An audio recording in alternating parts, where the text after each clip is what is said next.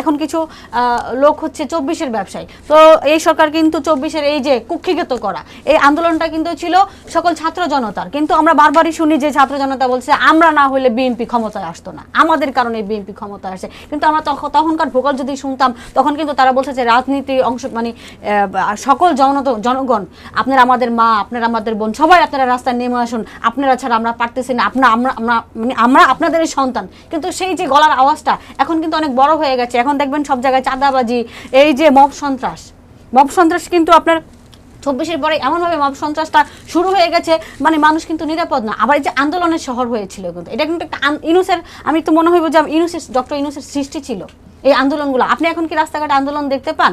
আপনার কি মনে হয় যে আমি বাসা থেকে বের হয়েছি, আমার গন্তব্যে পৌঁছাতে পারবো না? কিন্তু এখন কিন্তু মানুষ একটা নিশ্চিন্তে বাসা থেকে বের হতে পারে। এখন কিন্তু আন্দোলনের শহর আর নেই। আর আগে দেখতাম যে প্রতিদিন এক একটা দাবি নিয়ে রাস্তায় নামা হতো। এগুলো আমার মনে হয় যে তাদেরকে ক্ষমতায় থাকার একটা পায়তারা ছিল।